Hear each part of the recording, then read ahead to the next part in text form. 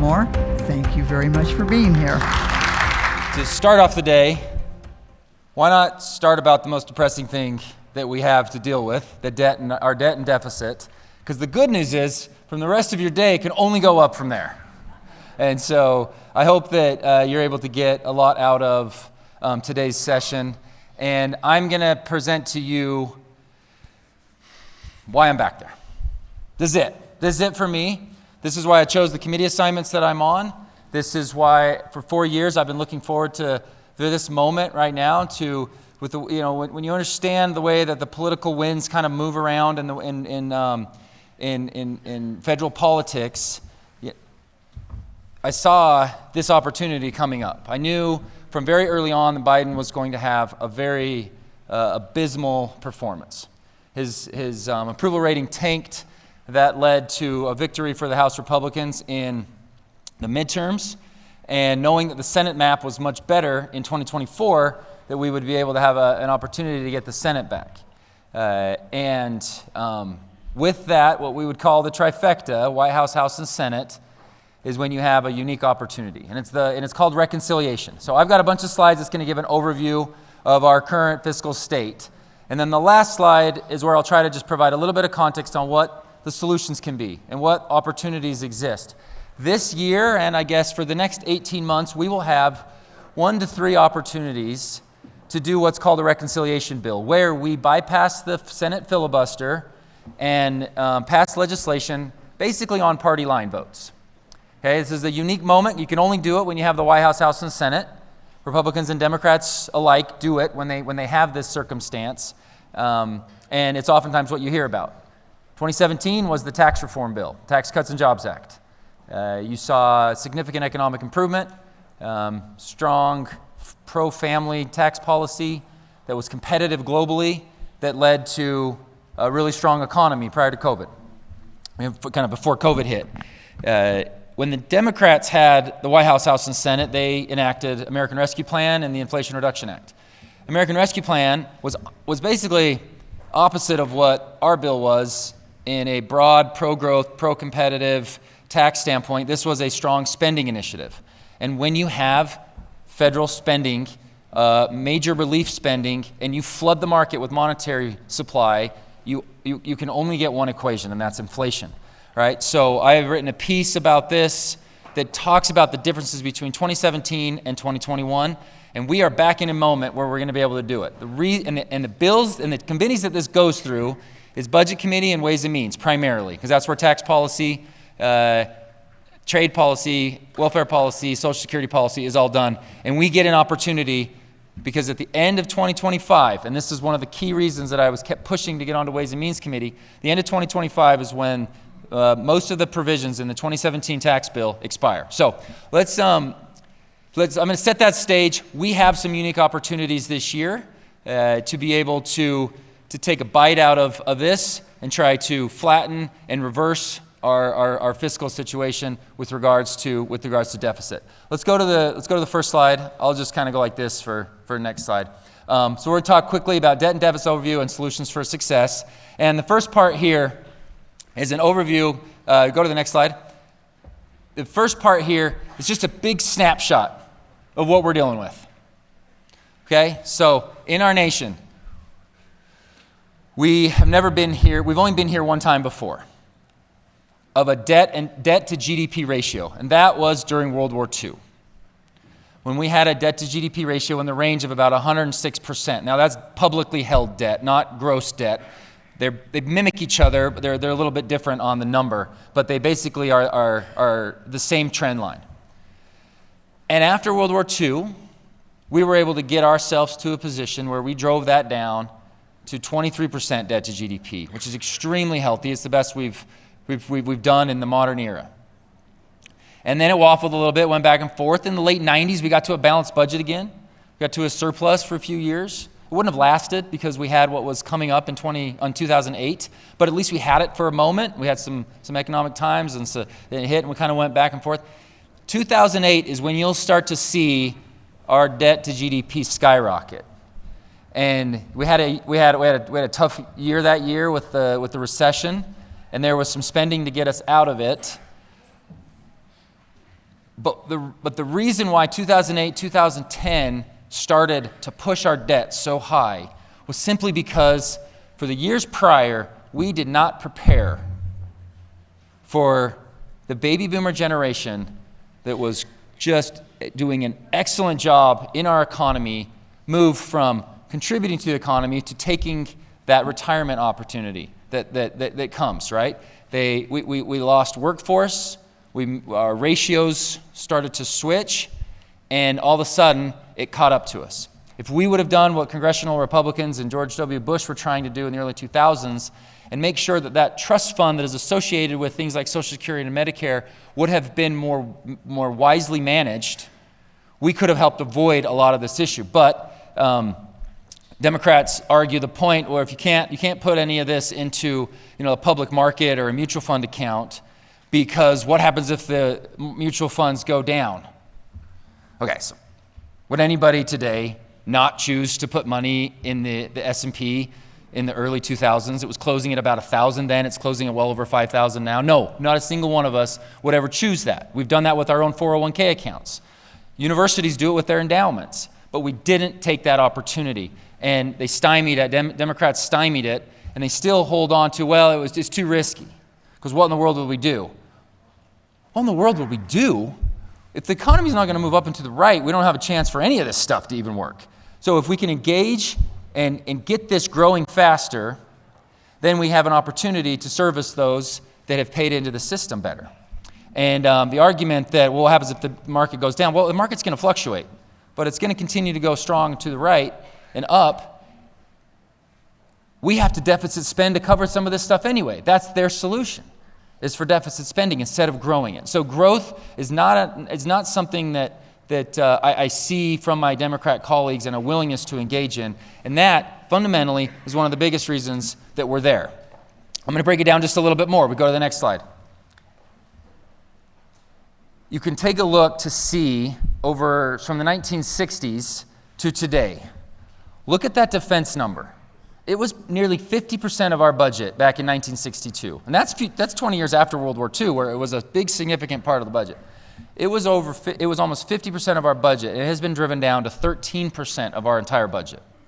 Other programs have had significant growth, while defense has literally been squeezed out. So understand that concept, and this next one I think is probably the most important one to understand. Social Security and Medicare have tripled. Well, Medicare didn't exist in 1962, and so as it entered the world, it has grown significantly. Now, the thing with Social Security, it's actually still paid for right now. The trust fund still exists. But in 2033, that trust fund will deplete, and everyone's benefits will be cut by 24%. Because FICA taxes won't be able to cover enough of what it is right now. So unless we do something smart and get into it. But yes, you're exactly right. That has grown significantly, and Medicare Part B, Part A has a trust fund, Part B is what we have to go and do a lot of. We pull from the general fund, and we're doing a lot of deficit spending for that. This part, I'm going to buzz through it, but this is the most important aspect to understand.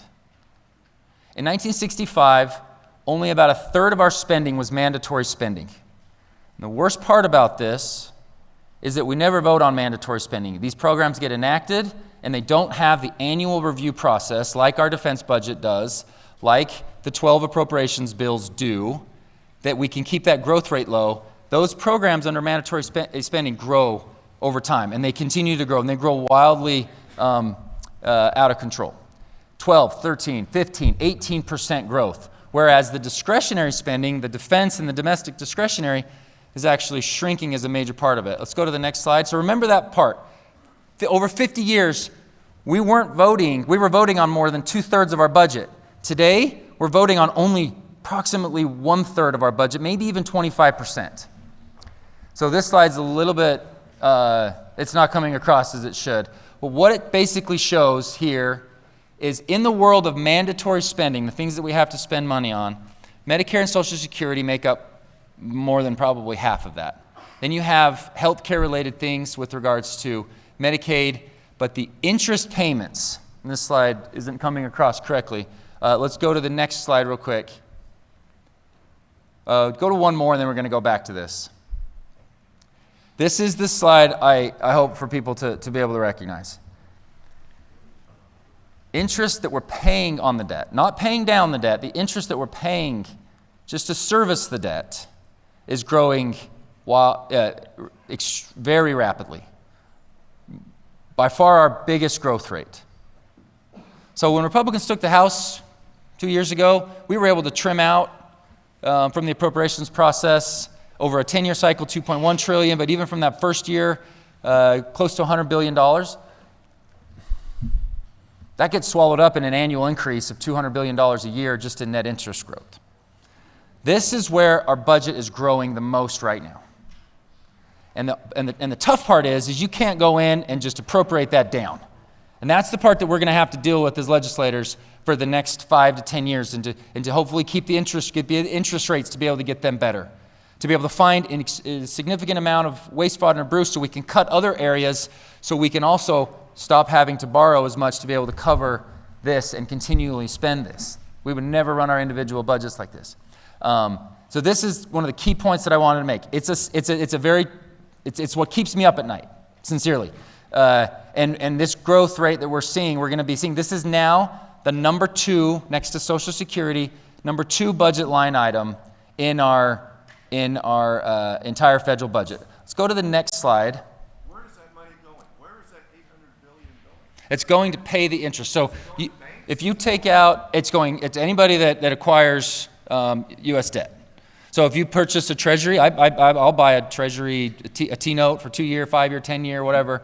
There's an interest that's associated with that, and we're paying that back. So the money is still going back mostly to the U.S. public. You know, there's banks that will buy it. There's individuals that will buy it. There is foreign governments that will buy it. It's not a majority of it, but there are all sorts of people buy it. So that money is still going back and circulating in the economy, but we're just having to borrow to continue to mess with it. So go to the next slide.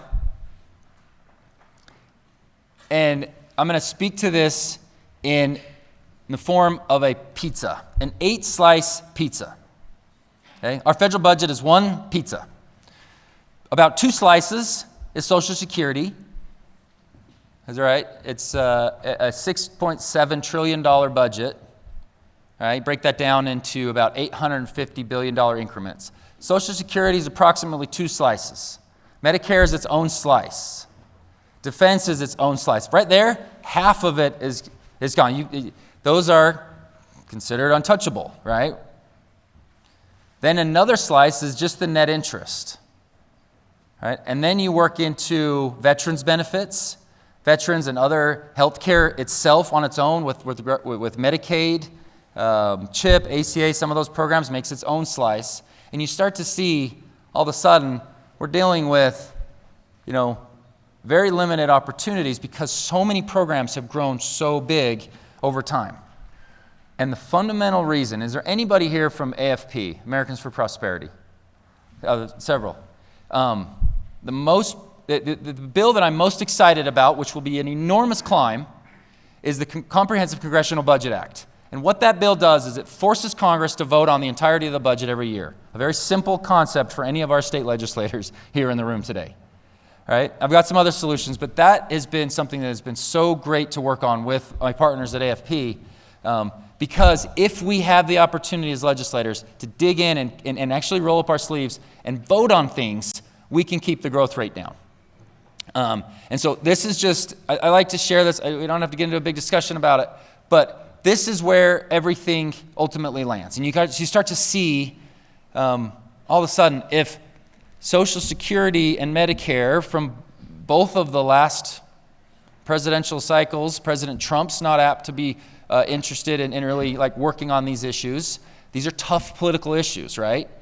But we've got to go after them. We've got to be willing to talk about them. All the other stuff should absolutely be on the table. But we've got to be willing to take a look at the entirety of the budget and not just some things here or there that are really only little tiny slivers of an entire slice of the pie. Okay, go back 2 slides. This one right here. This is the point that I really want to make this year. You're going to hear a lot of Democrats, you're going to hear a lot of media talking about, Republicans don't care about the deficit because all they care about is tax cuts for the billionaires. It's not true. The Tax Cuts and Jobs Act of 2017 doubled the child tax credit. It doubled the standard deduction. Do you think that helps billionaires? It's not even close to being a benefit to the wealthy. We actually cut SALT, which is a significant benefit for blue state wealthy people that pay a lot of state and local taxes. We actually capped it at 10, what they could write off on their federal tax payment. That is something that really frustrates wealthy people, and that's what Republicans did. So when you hear that, it's complete baloney. But this right here is the important part to remember. Even when we do a tax reform bill, our revenues stay at approximately 7 to 18% of GDP. So when you hear Democrats say, oh, tax cuts have added to the deficit major, it's just not true. Now, they don't pay for our deficit. I'll give them that. But what they don't, but we keep a strong revenue here. When we do tax cuts, we make it so it's more incentivized to be back in the U.S. and not shelter your money overseas, in Ireland or other places. So we have that repatriated. And so this is the part that you have to recognize. Revenue in our country, tax cuts, this, that, issues that have come up have largely stayed at about 17% of GDP. Our spending is what, like I said, from 2008 and moving forward, and the unfunded liabilities that we have with our health programs and our Medicaid and Social Security, Medicare, Social Security, and Medicaid not really being run efficiently, that's what's going to be that big chasm between where our spending is and what our revenue is going to do. Let's jump down a few more slides to get to probably the last one. Yeah, this one. Okay, I'm going to spend my last 2.5 minutes just talking about how important it is to give it everything you got. Okay, Fiscal Commission Act. This is something we passed out of committee. This is the closest I've ever seen it getting to be enacted. This will force Congress to do a lot of what I'm talking about, put everything on the table, right? Be a catalyst to actually enacting change in some of these areas. Because 75% of our budget doesn't get voted on, doesn't get touched, our hands are tied. We don't even get an opportunity to vote on them, right? This one would give us that chance to put everything on the table and get it going. We passed it out of Budget Committee. We thought we had it going on the floor. People started, kind of the speaker's team. IARP starts going after it. Different groups start going after it. And it's like, go look at Cato Institute. They wanted to get their meat hooks in this. A very fiscally sound group of people that wanted to get after this. We have got to make change, and that's an area that we can hopefully leverage in the next couple years. Spending cuts and caps outlined in the Reverse the Curse. Budget Committee has put out something called Reverse the Curse. It's got a 10-year plan that will be able to siphon out waste, fraud, and abuse, big changes to programs, keeping revenue strong, and get us back to a real fiscal sanity in our state. An aspect of this as well, and I don't necessarily have it on here, but the debt ceiling is a really strong piece of leverage. And folks, in fact, Senator Curtis just came in. We got in a little bit of trouble because Trump was pushing us to eliminate the debt ceiling for the next couple years. And we are going to work with President Trump. But to just raise the debt ceiling overnight without any plan for spending cuts, spending caps, or a fiscal commission is not the world that I'm going to be a part of back there. But we did it very respectfully. We got calls and wanted to understand where we were. We went and met with J.D. Vance the next morning, and it was a sensational meeting, and we got firm commitments about how we go about doing it. It was probably one of those things where, a little pushback here showed we're going to be so strong and working together going forward, and there's going to be a lot to do. Let me finish this off. Tax policy, talked about it. We're going to get a bill done this year that addresses and extends what took place in Trump's first term. The DOGE caucus is something I'm really excited about. I get to use my old management consulting world, and we're planning to give Elon and Vivek a list of prioritized initiatives by the end of the quarter for them to be able to sift through and say, all right, a lot of work's been done. What can we pick up on? Where should we prioritize? Again, I mentioned the Americans for Prosperity bill, which I already talked about, and just general budget process reform. We do that through the Budget Committee, and we've had some actual success, bipartisan, if you will, on going about doing this, and there's so much more to be done. Folks, I like to rush through that. There are so many issues to deal with. There isn't anybody that I trust more on sound, strong energy policy than John Curtis. That is something that I know he focuses on heavily. This is my issue. When I have young kids, this is what gets me up every single morning to know I can go take a shot at it. We are not going to solve it all this term. We need sustained Republican congressional wins so we maintain the House and Senate so we can enact this type of policy. We have already seen, and I'll end with this, the Lincoln-Riley Act. We passed it out of the House like that last year. Chuck Schumer didn't take it up. With John Thune in the Senate, we're already seeing him have the ability to go and get Democrats on board to pass this bill. There are Democrats that probably wanted to pass it, but Chuck Schumer wouldn't allow for it to happen. And now you're seeing those Democrats coming on board and saying, well, that actually makes sense. Now that John Thune's pushing it, we can pass this bill. With that, thank you all so much, and I will yield my time to, I believe, who's next? We'll have Gail come and introduce it. Thank you all.